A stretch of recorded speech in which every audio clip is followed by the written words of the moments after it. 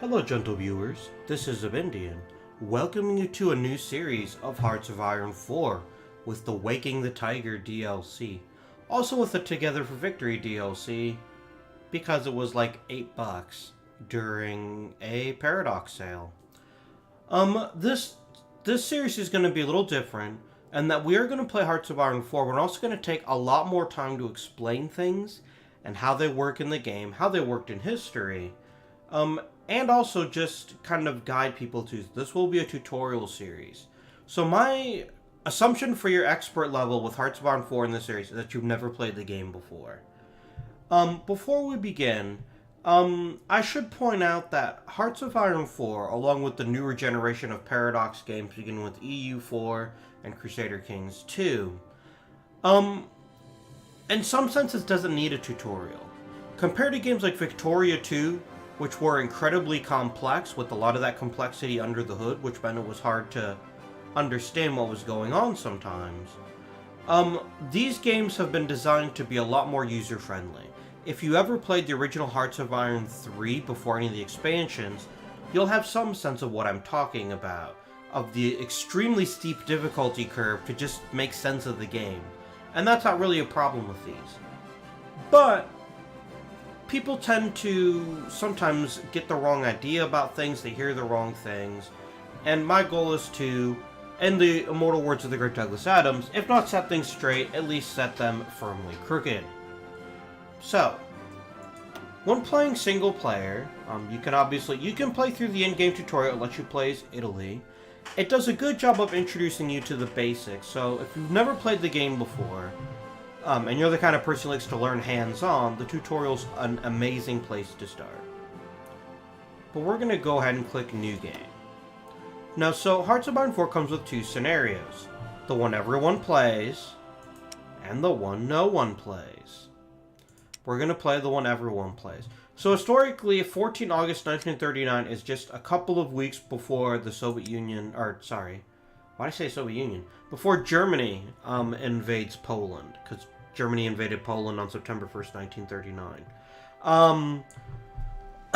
If you really like the war part of Hearts of Iron, this is a different start for you. But almost no one plays this scenario. This is the good one. Because you get plenty of time to build up your power, make historical decisions, have different things. So you click on select scenario. I mean, you could click back if you wanted to. That just takes you back to the main title screen. And all this artwork is extremely cool. I don't know that you want to just sit there and look at it. Maybe you do. I don't know. So right away, you're brought up with the selection of countries. But you can actually play any country in the entire world. All the way from the United States down to Tuva, if that's what you want to play as. These are just the countries the game considers the most interesting, either because they played a big part in World War II, or because they've had some interesting DLCs or expansions come out about them. So you've got your big players, and you got countries like Poland, the different dominions, you've got Central Europe, and then you've got the Chinese warlords. So, as I said, when on the Paradox forums and on Twitter, we're going to be playing the Soviet Union. So when you click on a country, you find out all these things about the game. Most of which isn't, terribly necessary to know how to play, but it just gives you a nice bird's eye view. But here's what you want to focus on here. These are called spirits. I think I just call them national spirits. These are bonuses that your nation gets, and different things can change it. So we begin the game with a Trotskyite plot, which reduces our stability, and we'll talk about stability in a little bit. We have Home of the Revolution, which means we can make factions, and it's much harder for people to make us not communist. We have the Great Purge as an option. We have claims in the Baltic as an option. We have war with the UK as an option. So these are just a few of the national focuses you can take. These are our national spirits up here. So once you've picked your country, you can read about the brief history. When the dust had settled after the Russian Civil War, the USSR, I think I said too many S's, sorry, had emerged as the undisputed ruler over most of what once constituted the Russian Empire. Rapid industrialization and collectivization followed, often at a great cost in human lives. The Soviet Union is now faced with the threat of a resurgent Germany to the west and a belligerent Japan in the east. Of course, there are also internal threats within the ranks of the Communist Party to contend with. So you click on this, and then this brings up a few more options. You can always change the scenario from here. You can change your... I can't change country from there. What is this? Oh, that's just our party. It looks like it also gives us a bonus that makes it cheaper to puppet stuff. That's kind of cool. And then Joseph Stalin gets bonuses too, but we can't see those till we actually enter the game. So one of the things they changed in a recent Hearts of Iron patch, I think it was 1.5 Cornflakes, is they added more difficulty levels. If you play below regular, the AI, you get bonuses. If you play above regular, the AI gets bonuses. You can also click on Custom, and this will allow you to strengthen certain AI countries. Now, if I clicked here on Strengthen Soviet, you notice I can't. I can change things for Germany. I can even change things for Soviet Union. So if you want to make things super easy for you, you can. You just click on Custom and play one of these 4 nations. The other 2 modes are Iron Man mode, which allows you to get achievements, but you only get 1 save. As cool as it would be to get achievements in Hearts of Iron, and I've already gotten a few, when I'm doing YouTube games, I always, invariably, don't click this. That's because if for some reason there's a crash, and there shouldn't be, Hearts of Iron 4 has been extremely stable, but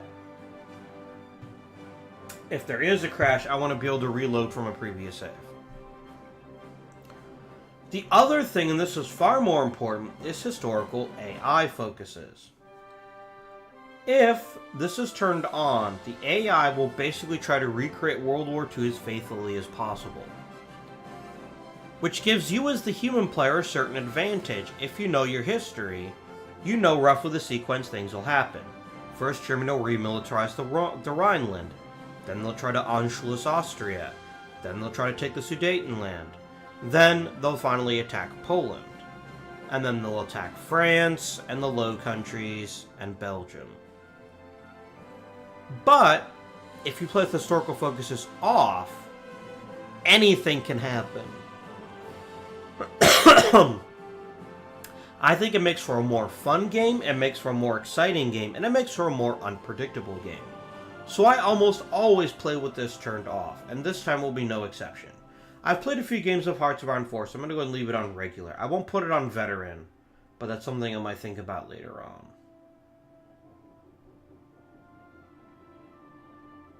This just says you can't get achievements. Well, looks like you also can't get achievements on lower difficulty. Interesting. Okay. And these are just your graphics options and stuff, and that's not that important. So let's click Start. So given how long that explanation took, I haven't actually started the timer for the episode yet, but we will be doing so now. Get some lovely Soviet music. Do let me know if any of the music is too loud or too difficult to hear, or really disruptive. So the first thing you should do, you'll see when you start any game of Hearts of Iron, is of course you have the map. By the way, I cannot thank Paradox enough for getting rid of the awful fake Cyrillic from Hearts of Iron 3. It was just so bad and so distracting. Now it uses the same font for everybody, which I wholly approve of. So the world's a big place, there's interesting things happening. But we're looking to play the game right now, not learn geography. And the first step to any new game of Hearts of Iron 4, or any Paradox game rather, I like to focus on the alerts. The alerts are up here at the top, and there's different things we can do. We can research new technologies, we can tell our civilian factories what to do, what our military factories should do, what our dockyards should do, pick a national focus, train some divisions, assign divisions to command groups, and then get some of the resources we need so we can build things. We're going to zoom in a bit, because otherwise it's going to play that really distracting wave sound effect. And then we're also going to look at everything on the top of the screen. First of all is our flag, the Soviet Union. Our political power. Our stability, and this is new. War support, which is also new. Manpower, convoys, total number of factories, and here it breaks it down for you. Command points, or command power, sorry. Army experience, Navy experience, and air experience. And then there's a bunch of buttons you can click on too. So I've just mentioned a whole bunch of concepts, most of which will probably seem totally lost to you if you've never played the game before. We're going to take each major screen broken down here, and explain how things work. So we'll begin with decisions, because this tab didn't exist in previous versions. So first of all, right away, there's a couple of buttons you can click on to make or dismiss pop-ups. I like having the pop-ups on. And then there's various decisions you can make to get temporary or permanent bonuses. Let's look at an example. War propaganda. It increases your war support for 90 days. So war support will affect how eager your people are to fight, and you can notice there's some pretty powerful bonuses. Paradox games are games of numbers. Hearts of Iron 4 is maybe less about numbers than other games, like Victoria 2. I'm not slagging Victoria 2, I love Victoria 2. People have asked me to do a video series on that. There's a reason why I won't, but I don't think it's an appropriate thing to talk about right now. I might talk about it in a later video, so I'm not wasting people's time. But here's what does matter. So with high war support like we have right now, our mobilization speed is increased, which means we get people from our manpower pool into the field more quickly. We get bonus to attack and defense if we're on our core territory, and we get command power a lot faster. Conversely, if you're below, I believe, 50% more support, you'll actually get penalties. And so war support is good if you're going to be fighting a war. So for 100 political power, we have... I'm sorry, we were looking at promises of peace, weren't we? I was looking at the wrong one. We get a boost to stability. Why do we have... Where's the one I was looking at? I was looking at war propaganda. God damn it. So basically, there's no negatives, but you need more than 50% world tension, which we'll talk about a bit later. And a war support already has to be under 50. And we need 150 political power. Political power is something you gain over time, and it lets you enact decisions, change your cabinet, and make other decisions. We have negative stability, so we'll take a look at that here in a moment and explain why. So we normally get 2 per day.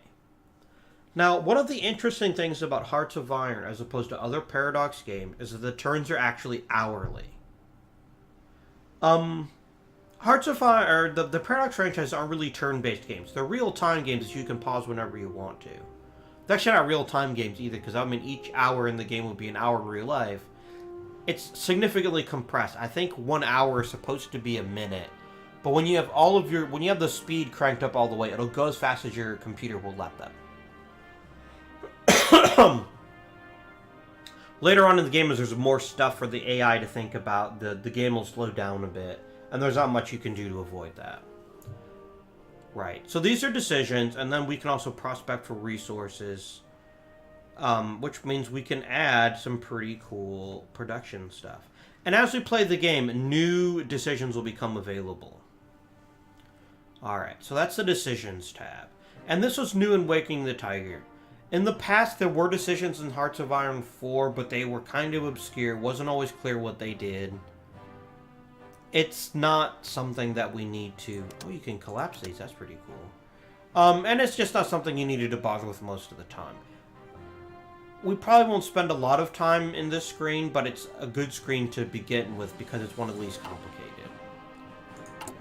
Research is a huge part of any Paradox game.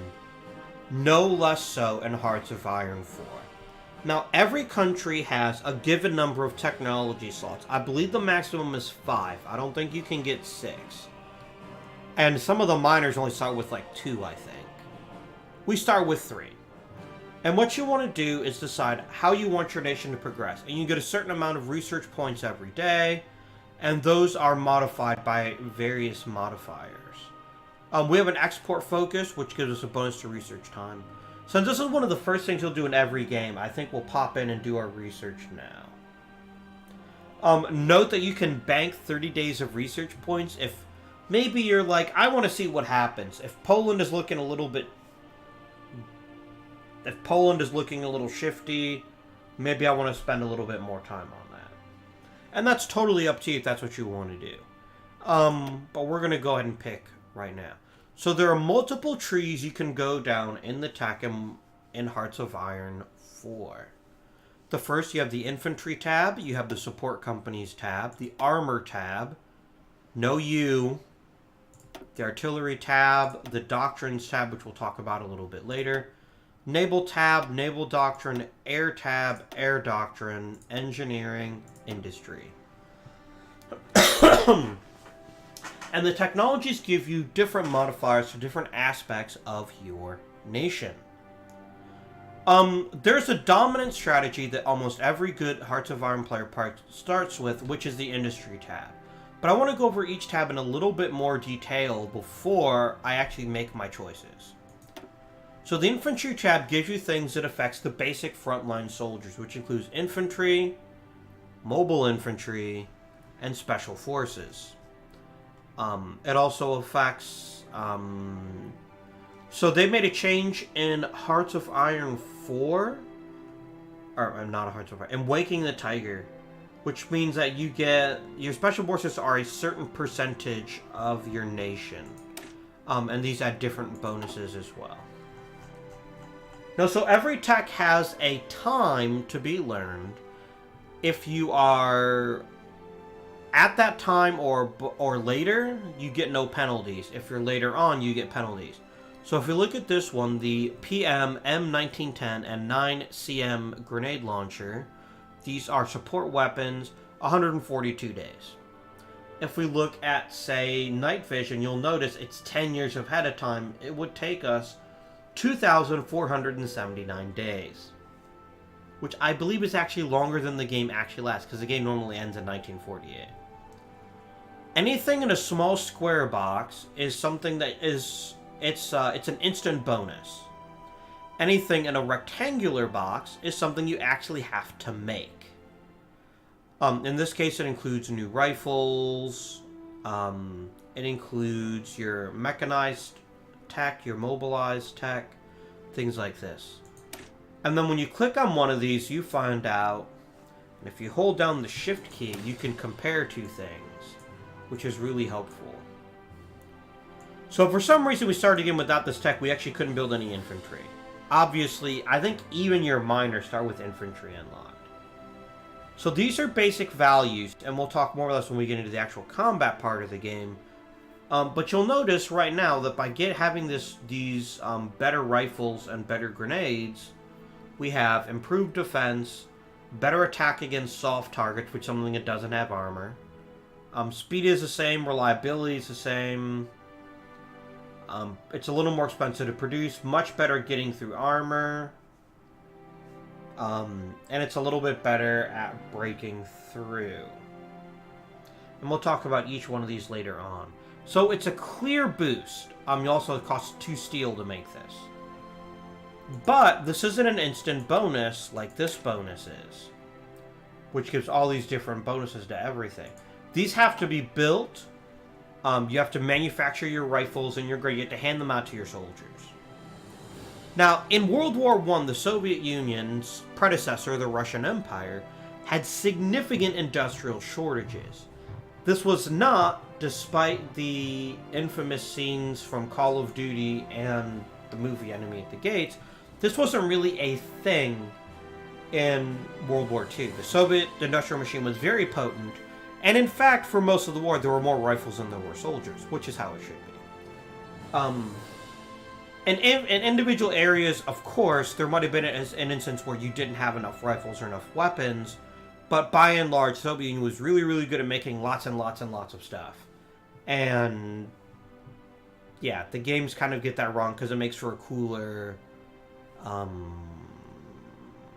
what's the word I'm looking for? Like a cooler ambiance kind of thing. A few techs, and this is mostly true for air techs, also have these additional things here, which let you research basically a variant of an existing tech. And we'll talk about that more when we get to air units. So remember, rectangular, you gotta build it. Square, you're cool. Support companies are added to infantry battalions and help them improve in different areas. We start with engineering companies, recon companies, and military police. And then you can unlock additional things here. For example, we can get better variants. These are passive bonuses, so these will improve instantly as long as you have the correct equipment. So engineers are basically better at defense. Recon, you get... I think it's one that gives you a bonus to initiative. No, it isn't. This helps you find out what's happening, which is really helpful. Military police are good at putting down dissent. Maintenance companies, help companies have a lot of equipment and it increases their reliability and stops them from breaking down. Field hospitals help you recycle your manpower.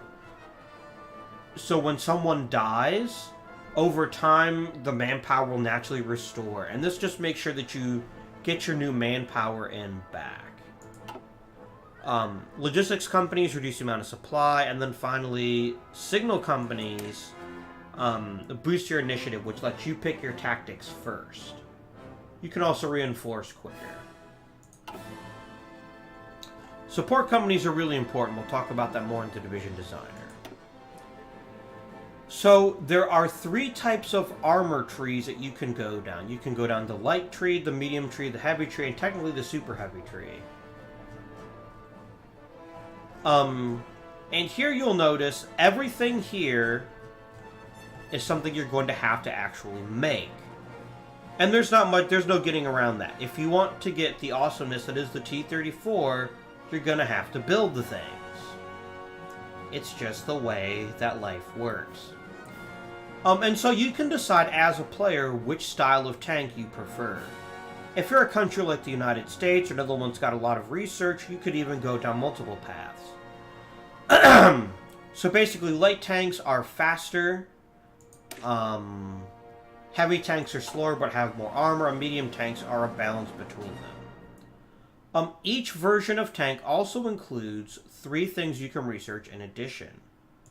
These are tank destroyers, which are really good at destroying other tanks. Basically, so tanks have turrets, which means that the gun can swivel. Usually it's on 360 degrees, but it depends on the type of tank.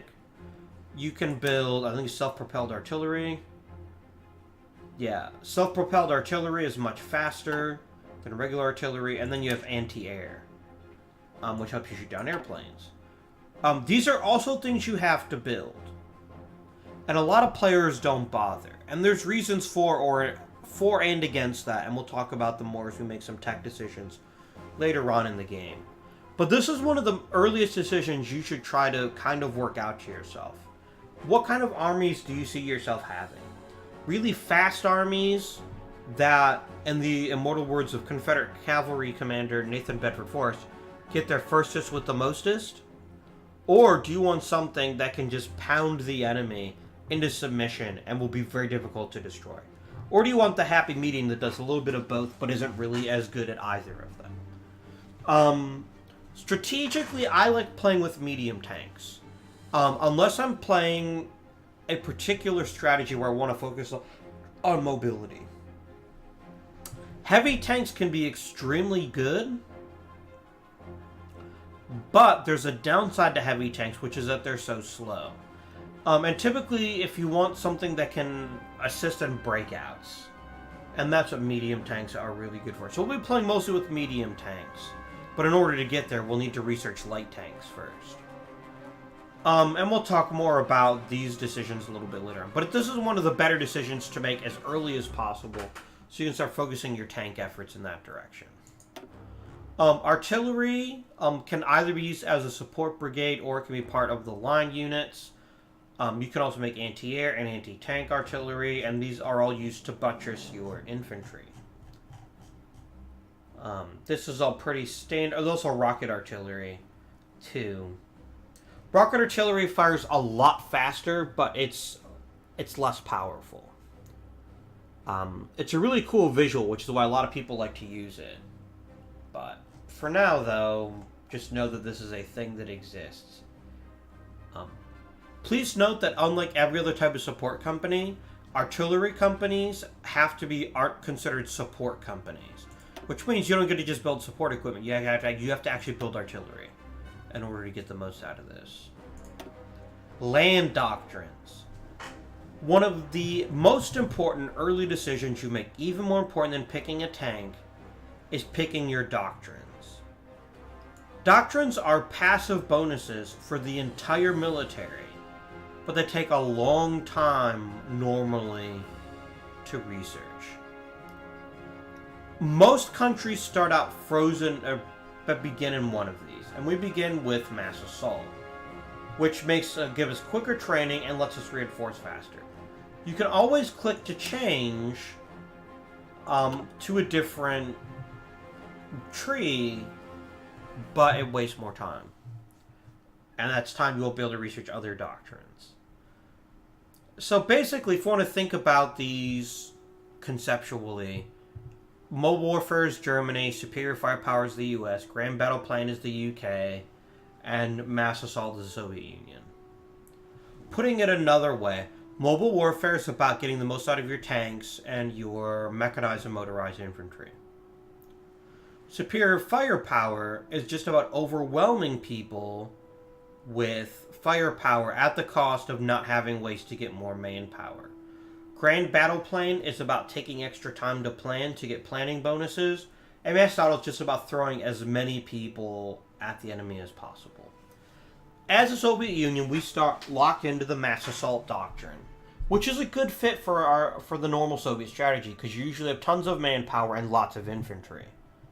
And so we begin already with research, a bonus to reinforce rate and cheaper training, which means we get troops faster. Anytime you see something like this in HOI 4 or HOI 4, it means you have to pick one or the other. So you can either pick the Soviet concept of deep battle, or you can pick mass mobilization, which is about as getting as many people into the fight as humanly possible.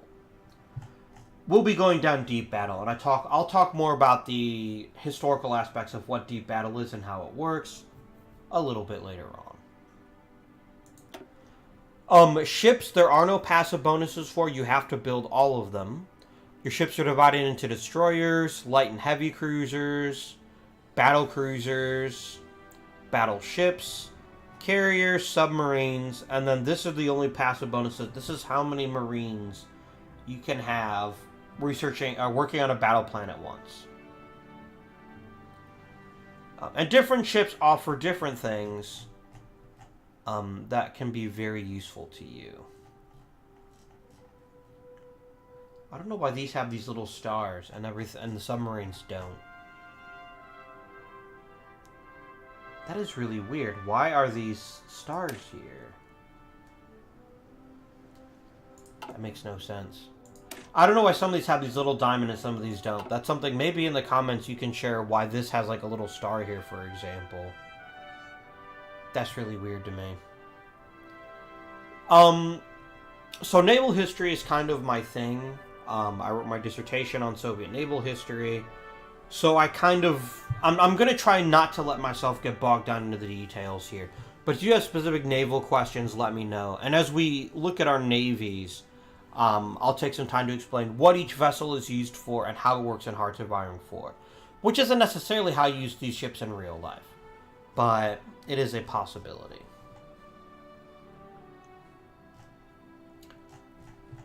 Right. Naval doctrines, you have 3 different choices. Fleet and being is about a strong surface fleet, excluding carriers. Trade interdiction is about building submarines. Base strike is about building carriers. So we're more talking about... there really was no fleet and being in World War II. Not really. I mean, see, these would kind of both fit for Germany. Because Germany both relied heavily on submarines and heavily on a surface fleet without carriers. pretty much everyone except for Germany and the Soviet Union built lots of carriers. Soviet Union didn't actually build any carriers in World War II.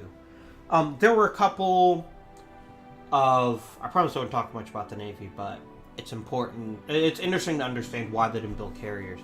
The Soviet Union, particularly in the 40s and 50s, decided that the best way to get naval air power was to build, basically, like, every ship in the fleet could carry, like, 1 or 2 airplanes or helicopters. The first aircraft carrier for the Soviet Union was not built until, like, the 1970s. It's not that they couldn't have built carriers, they just chose not to. And there's lots of interesting reasons for that would just take a very long time to talk about. And we wouldn't get to talk about anything else. So these are kind of both Germany, and this is kind of US and Japan.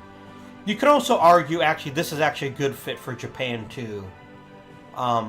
Particularly later on in the war. And so there are different things you can do here. They all affect all aspects of the Navy. They just focus in one area or another. Air doctrine, or airplanes. There are several different types of airplanes in Hearts of Iron 4. Close air support specialize in supporting ground units. So they're really good at flying low and flying... I was about to say flying low and flying close to the ground. That's the same thing, dummy. They're good at flying low and fast and dropping bombs in very precise locations. If you've ever watched World War II movies, and I'm sure you have, if you are a human being and this isn't like... You haven't like gone back in time to before World War II, yet still somehow have access to YouTube, you've seen a World War II movie. If you've ever seen one with Germany, you hear the Stuka, that's a close air support type airplane. It's designed to dive very quickly, get very close to the ground, drop their bombs, and then take back off. Fighters do the yeoman's work of shooting down other airplanes. Naval bombers specialize at destroying ships, but they're based on ground. And this is an area actually the Soviet Union excelled at. They built a lot of naval bombers because they opted for not having carriers. So they focused a lot more of their time and energy on naval bombers than certain other nations. Unless, of course, you're the United frickin' States, and then you can focus on everything all the time because of your industrial and technology base. Heavy fighters are good long-range fighters that are useful for escorting, like, bombers and stuff, but they're not as good at fighting other fighters. A lot of Hearts of Iron 4 players don't bother with heavy fighters. And there's reasons for that. So let's take a look at a fighter and a heavy fighter, and let's compare them just so you can see some of the big differences. Heavy fighters have a lot more range and a lot more air attack, but they're a lot lower in agility. And they're much worse at naval targeting, although that's not what you're using these for anyway. So at the end of the day, it's harder for them to hit stuff, but when they do hit it, they pack a lot more of a wallop. And they've got much longer range. Now, because of the way the Soviet Union is geographically, we're probably not going to mess with heavy fighters. We don't need them. We don't need the extra range because we're going to have a lot more air bases. You also can't put heavy fighters on carriers. That's what these little boxes up here mean. Only close air support fighters and naval bombers can go on carriers.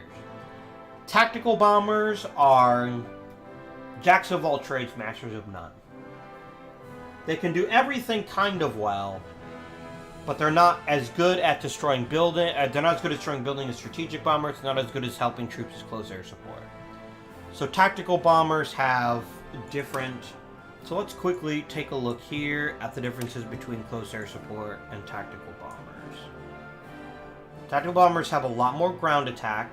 Tactical bombers are a lot faster. They're less agile, but they're better at strategic bombing. And they're a little bit better at defense. And they've got much longer ranges. Strategic bombers, technically, they actually can't do ground support missions in Hearts of Iron 4. Used to be a thing in Hearts of Iron 3, you just build nothing but strategic bombers, and then just have them do everything. especially as the U.S. But so in this case, they focus primarily on destroying buildings. This is what they're good for. They disrupt industry and they destroy things. They can also defend themselves a little bit better than other bombers. These are not decisions you have to make early on, though. In fact, this is actually the kind of thing you kind of want to see. Okay, this is who I'm going to fight. This is when I'm going to fight them. It would be very useful to have, say, more strategic bombing. You also have your air doctrines. Again, you can only pick one path. And then you have strategic destruction focuses entirely on strategic bombing. So this would kind of be like a US type strategy. Battlefield support focuses on close air support, and operational integrity focuses on tactical bombers. So these are based around the bombers you're going to pick. Given the Soviet Union, I would assume we'll probably pick battlefield support, because I'm going to focus heavily on close air support, but we'll think about that later. These are your dominant trees in the early game, the engineering and industrial trees. The engineering tree includes things to improve your research efficiency. It includes radio, so you can build radar towers, which gives you a lot more information about things. You also eventually get centrometric radar, which is even more effective.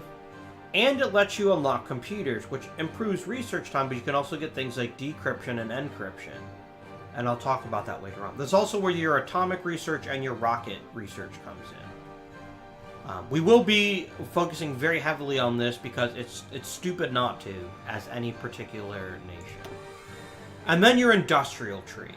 One of the best things in Hearts of Iron 4, and the only Paradox game that comes close to it, I'm sorry, mentioning it again, is Victoria 2, is production lines. It really shows you how industrialized warfare is. Industry is super important no matter what country you're playing. And so that's why it's important to talk about this particular set of options. So the first one is production, and this involves your industry cap. Your efficiency cap. You also have conversion speed, too, which we'll talk about some of these later on when we get to factories. These let you make one of the more interesting and important choices to make, but you won't make it till later on in the game. Do you want pure output, or do you want less output, but less vulnerability and more efficiency? And we'll talk about efficiency and stuff a bit later on. This is how quickly you build stuff and fix stuff. This is how quickly you get stuff out of the ground. And this lets you make synthetic oil and synthetic rubber. Anyone can build level 1 and level 2 refineries. This lets you build level 3 refineries. So those are our techs. And I'm going to go ahead and make my tech choices now and explain why. In any type of research, any type of game that involves research, you want the research bonus as quickly as possible. So mechanical engineering, easy choice. We're going to go ahead and take production efficiency cap, another easy choice. And we're going to take construction, another easy choice. This isn't particularly sexy. And if you're going to be fighting a war soon into the game, you might not want to go down the industrial path. But industry makes everything in the game easier. There's literally no downside to going with an industry-first strategy unless you plan on fighting very, very soon.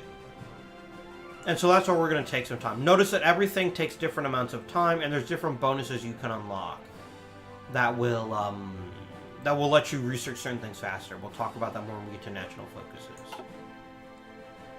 Let's talk about diplomacy. Now, diplomacy in the game basically serves a couple of important purposes. Getting people to join your faction and improving trade relations. So, why do you want people in your faction? Very much Hearts of Iron 4 is a team game.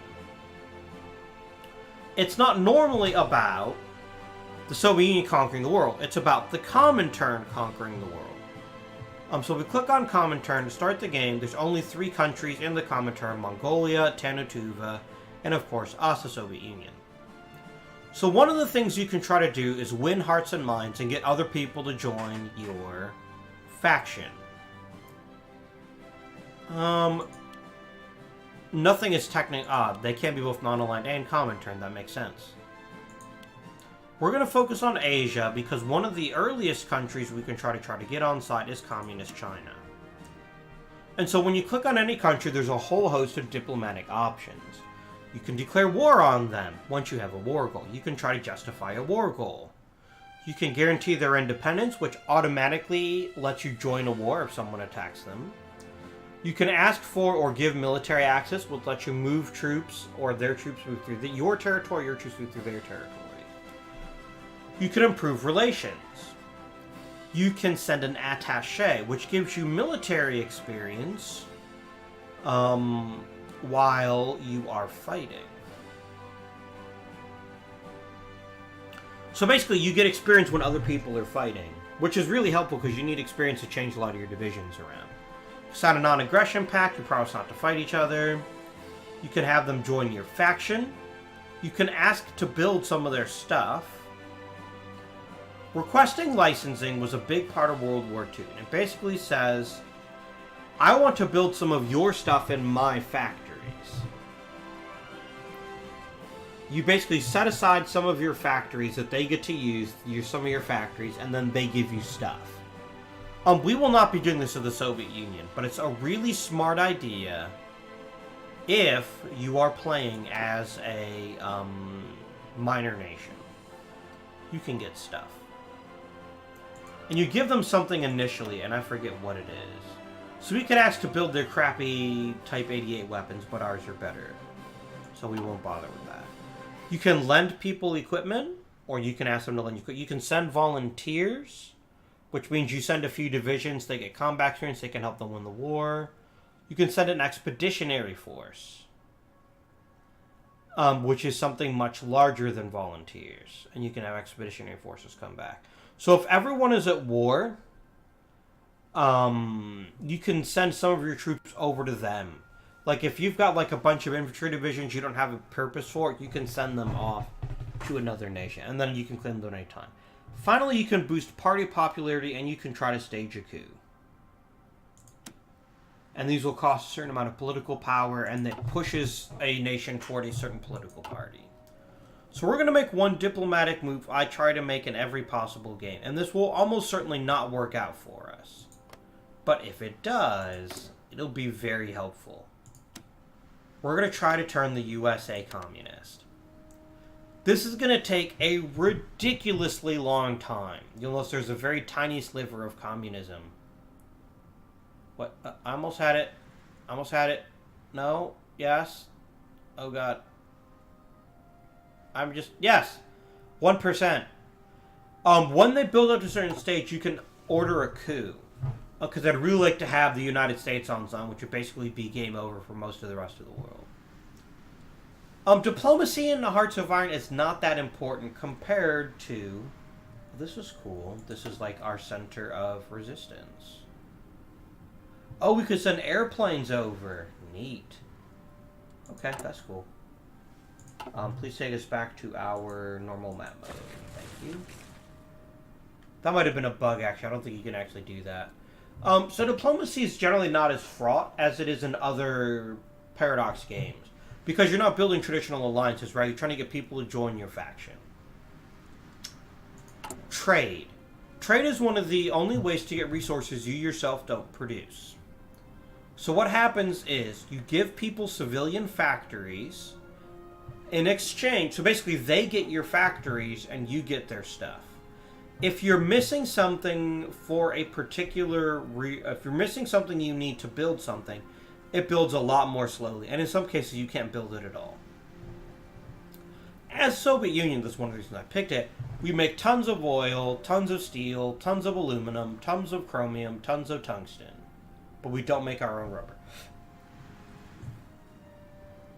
rubber. Oil is used in ships and airplanes and tanks because you make gas with it. Aluminum is for airplanes. Rubber is for ground vehicles because you can make tires with it.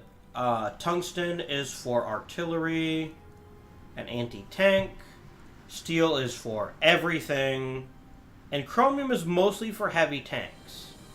You really don't use chromium in other situations. You might use it for like battleships too. But we need rubber. So we click on what we're bad at, which is rubber, and we try to find someone who might give us rubber. And in this case, the Dutch East Indies and British Malaysia have tons and tons of rubber.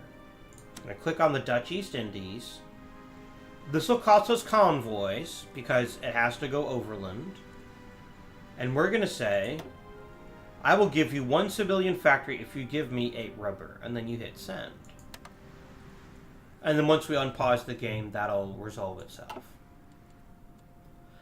I've put off industry for too long, and I think now it's really important that we talk about it now. So let's pick a province. Any province will do. Let's see. I lived in St. Petersburg in Russia for about a year, so let's click on Leningrad. Okay, there's a ton of stuff here that we need to break down. But it's important to understand how buildings work.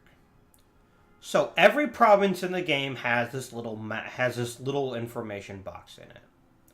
This tells us who has it, us. This tells us if other countries have a claim on our territory. Typically, you only get these through national focuses, decisions, or that's pretty much it. Basically, it means core territory. We don't have cores on foreign territory, so we actually might. What if we click on, like, Estonia? No, we don't. We might get those later on, though. Okay. Then there's your infrastructure. Infrastructure gives you how many resources you can extract from a given territory. Leningrad produces no resources. And we'll talk about why not. Because it's a major city, it's worth victory points. It also doesn't generate resources. We'll look at another place it does.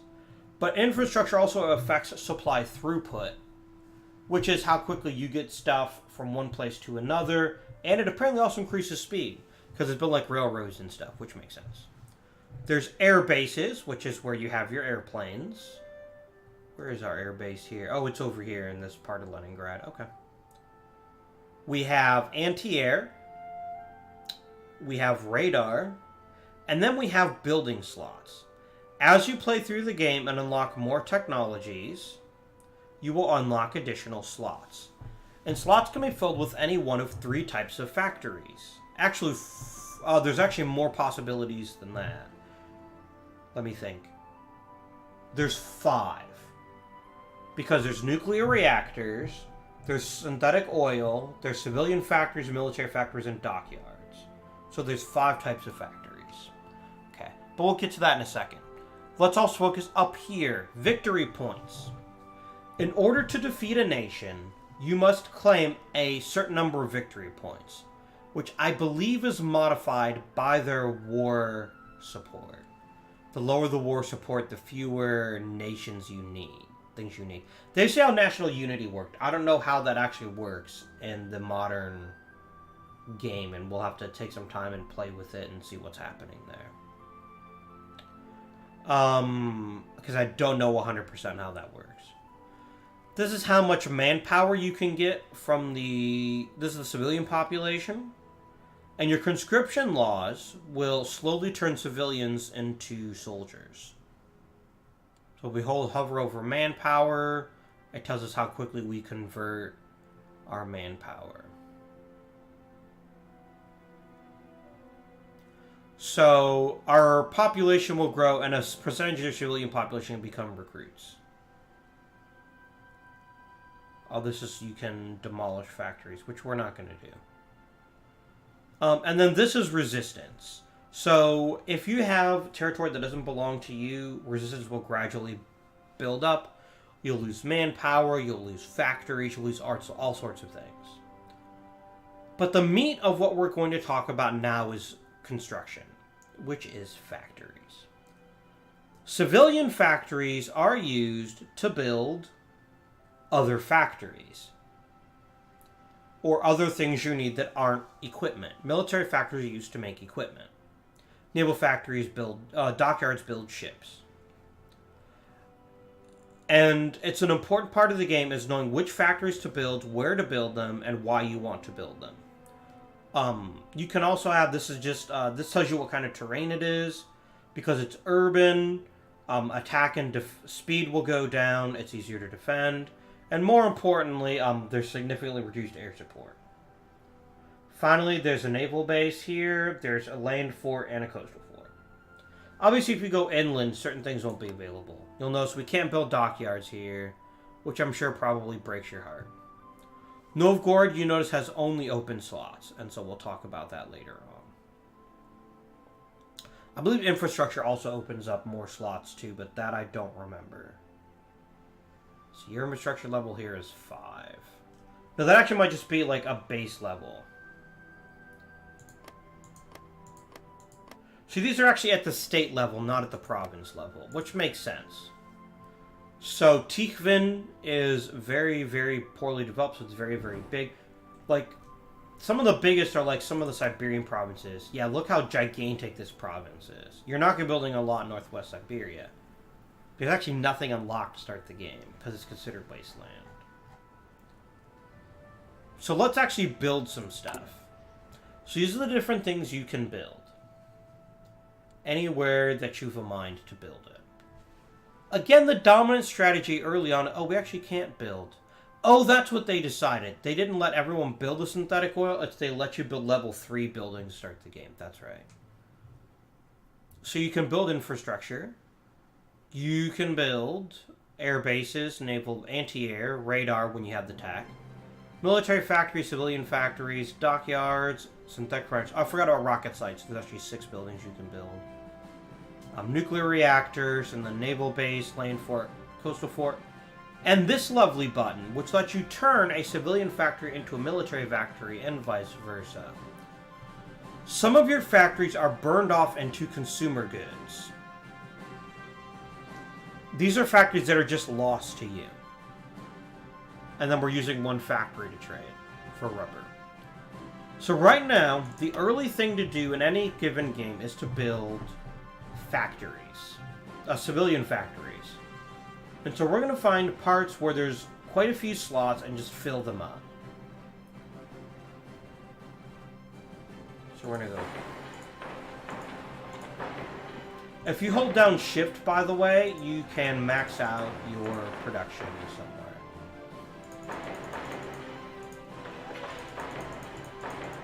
Okay.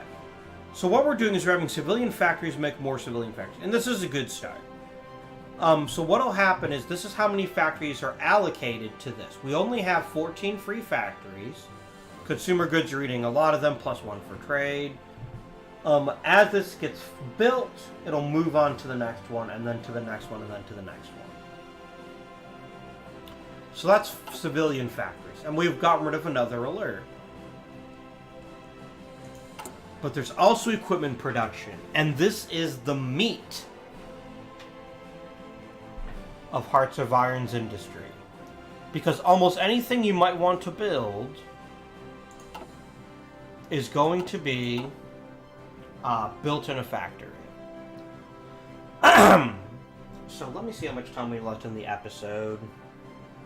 We got 15 minutes. That should be plenty of time to talk about this. We won't get to everything in this episode, and I didn't plan to, because I'm taking so much time to explain everything. By the way, throughout this series, if there's ever something I say that's either wrong or confusing, please let me know. And I'll make sure to address it in a future video. And I'll try to remember to give you credit, but I don't promise anything. So right now we have 36 factories total, and we have 18 that are free. We also have a free dockyard. In previous, and before Waking the Tiger, you could only ever have 15 factories working on a given thing. Thanks, however, to this change, you can actually now have 150 factories working on something. Which means there's never a reason to build an extra line of any particular good. So each little factory represents... so this is a line of equipment. We are building infantry equipment. I thought they were adding drag and drop. Where you could change the order. What am I missing?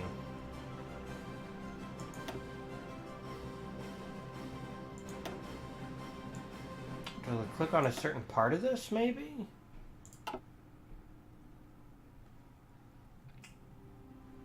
What is going on here?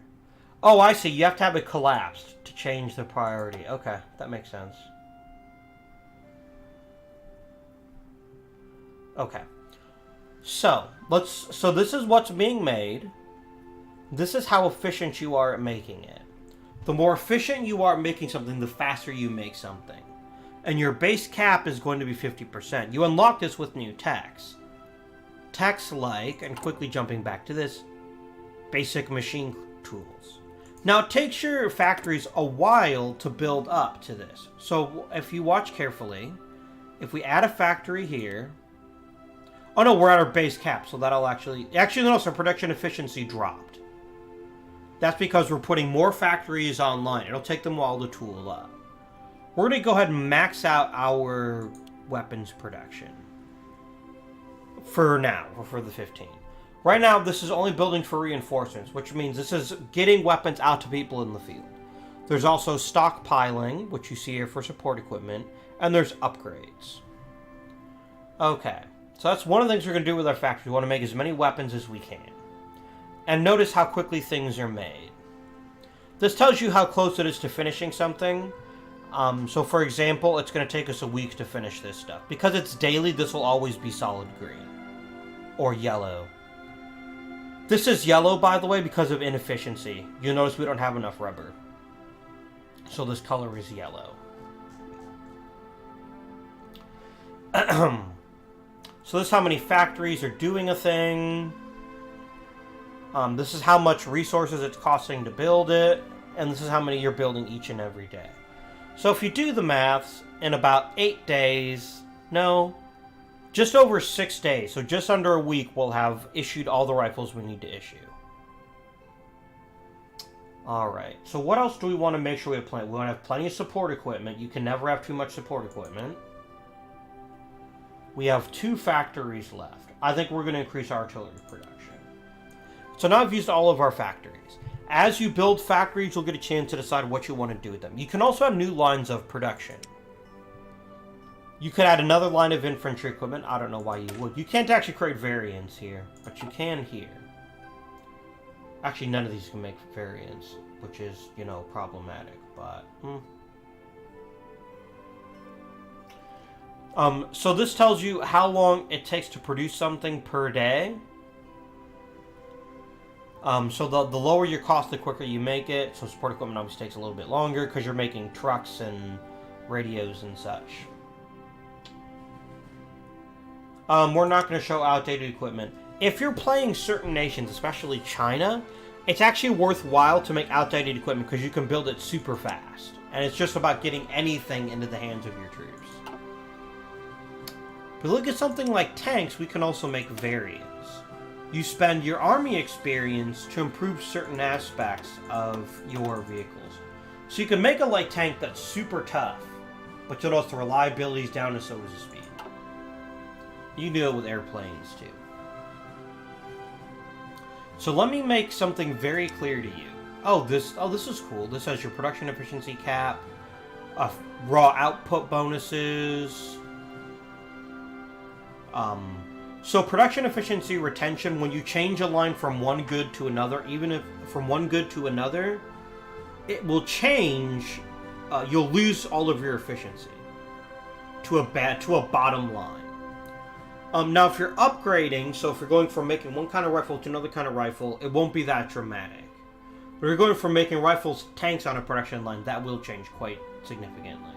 How quickly you get your efficiency, and how vulnerable you are to having your factories bombed. So if I changed this line to totally different equipment, we'd notice it would actually tank our production efficiency. I won't do that, because I don't want to ruin it, but... So right now we are making infantry equipment, which is number 1 and should be support equipment, towed artillery, light tanks, motorized, which are trucks. We're making fighters, and we're making strat bombers. So we're going to make one change right away. We're going to start... Oh, we don't have close air support unlocked. Never mind. Okay. For naval stuff, it works a little bit differently. You notice you don't have the warp views. This is actually how many ships you can make, and this is how many. So you can never make more than 15... Put more than 15 dockyards on a line. Which is fine, because you'll probably won't have that many to begin with. So we're going to have everything be built right now for the Baltijski Float. You're going to be in the Baltijski Podvodny Float, the submarine fleet.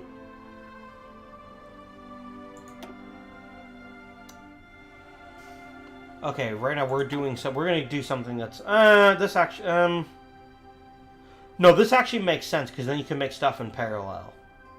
So you can make 2 submarines at a time. That actually does kind of make some sense. Baltic Fleet. I'm actually going to have you build in the Tikhookhiansky Podvodny Fleet. And there we go.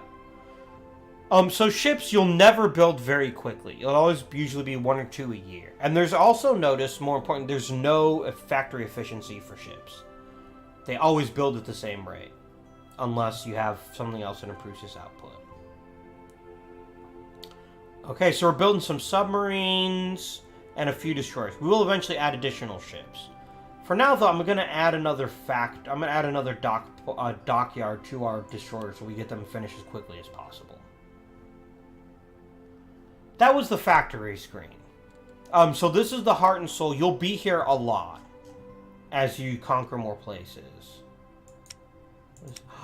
Oh my god, collapse all, expand all. or Paradox, you bloody genius. This lets you hide resources if they've been fulfilled or reveal them. This is what you're stockpiling, what you're reinforcing. You can click on different filters to find what you need to find as quickly as possible. Alright. Let's talk on making new divisions. And this is where we're going to get into the nitty-gritty. Actually, is this something best saved for next episode? Because it's going to take a while to get through how divisions work. And I want to make sure we take plenty of time. You know what we'll go over. I think we'll go over this time. Because this is the other big part of the game. So let's look at the division designer. What is this? Oh, these are like default. These are like different names. I see. Oh, so I see we have a base rifle division. These are variants of the rifle division. So if we click on mountain rifle division, actually looks the same. They all look the same. Oh, these are just historical names. Okay. We'll just call them rifle divisions. That's literally what Strokovaya Divizia stands for. Actually, literally means like shooting division. Because rifle is Vintovik, is rifle in Russian. I think that's right. I'm trying to remember this. That's what happens if you're a naval historian. You forget the army stuff. Yeah, I'm pretty sure Vintovik is it Vintovik? Vintovik? I don't know where the stress is. It doesn't matter. This literally just means shooting division. It doesn't actually mean rifle division, but it's translated as rifle division. So every division is composed of support brigades and combat brigades. We don't have any army experience, so we can't actually make any changes that'll stick. So right now we have artillery, and we have a bulk of it is industry. As a pro tip, you want most of your combat width to be a division, to be a multiple of 10. Let's quickly pull up, if we can do this without losing the screen, a province here. Where is combat width? Oh, you won't actually be able to see combat width, I don't think, because... Yeah, you won't be able to see combat width, because combat width only appears during an actual fight. I think the base number is 20, though, so it's almost always good to have multiples of 10. Either 10 or 20, usually. So, every unit in the game has various stats. Max speed, under optimal circumstances, how quickly it can move. If it's winter, you move slower. If it's jungle, you move slower, and so forth. HP is how much damage it can take before it's destroyed. Organization is how much it can take before it becomes really, really weak and it can't fight very well. Recovery is how quickly you get your organization back. Recon is... Oh, I'm sorry, initiative and recon confused. Recon is your ability to pick tactics. And we'll talk about that when we actually get into battles. Suppression is how good a unit is at putting down resistance. Weight is important for transports, but only for transports. So either putting them on ships or putting them on airplanes. Supply use is how much supply you use a day. Reliability is how much stuff breaks down. That's not a problem for infantry divisions. I don't think. Trickleback is... Oh, this is a bonus to reliability. There we go. Because it's based on mechanical equipment, like, even though rifles could jam, obviously, they did so all the time. That's not what they're talking about. They're talking about bigger stuff like trucks. Trickleback is... So when you lose units and when you lose people in battle, they get saved and put back in the manpower pool. So it's not how quickly you return to full strength. That's reinforcement rate. This instead is how quickly your dealie does the dealie. This is how quickly you get manpower back, basically, from losses from a unit. Experience loss. As you take casualties, you're going to lose some experience. Okay. Soft attack and hard attack. Every unit in the game has a certain softness or hardness level, which you can see here in this bar. If a unit is soft, and infantry is always soft, you want high soft attack. So this means infantry is really good at killing other infantry, which is absolutely true. This is how often you can fire. So here, we can attack 69 times per unit of time, maybe hour. I don't know how that part works. And so that's really good. But look what happens if we fight against the tank. It drops to 10. Adding different units can alter the softness or hardness. So let's, for example, decide to add a artillery division. Does it change our softness or our hardness? It doesn't. That makes sense. Adding line artillery really pumps your soft attack at the expense of organization and recovery rate. So recovery rate, not reinforce rate. No, recovery rate is for organization. Reinforce rate is for people. You'll notice in certain circumstances, like if we click on Mountaineers, they get bonuses when fighting in certain terrain. We'll remove you. Paratroopers can actually fly. This tells you, by the way, you get 5% of your regular battalions can be paratroopers. And then there's just simple infantry. I don't think there's anything here you could add for softness or hardness. Okay. So what were we talking about? Okay, softness, hardness. Air attack, how good you are against fighting airplanes. Defense is how much you can avoid attacks. And again, this is an attempt. It's not a guarantee that you'll avoid whatever attack comes at you. This is just a possibility. So it's theoretically possible that we could avoid all damage in a given combat, but it's pretty unlikely. So when you're attacking, this is the one you're on the defense. When you're on the attack, you can also try to avoid attacks. Breakthrough basically means you take less damage, which means you can continue to attack longer.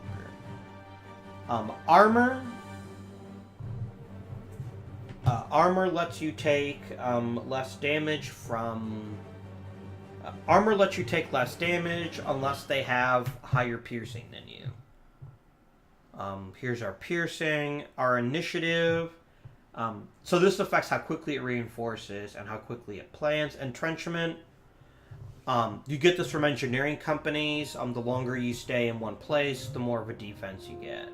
How quickly you capture equipment, your combat booth we already talked about. And then there's this stuff down here, which is just simply how much manpower it takes to complete the division, how long it takes to train in days, and then what equipment you need. And so this is an estimate, because there's different things that can affect your building rates. One other important aspect, you can tell the game what rate to reinforce things at. You can say, please, make these elite. They should get all the best up as quickly as they can get it. You can also tell them exactly which equipment to use. Which isn't going to be much of a big deal for us, but it might be for other people. So when building your divisions, and we'll talk about this more when we actually get some army experience, you want to think strategically about how you want to set up your unit. By the way, this actually doesn't matter. So a unit of 5 and a unit of 4 is exactly the same as 3 units of 3. There's no difference. Just to prove it to you, in case you don't believe me.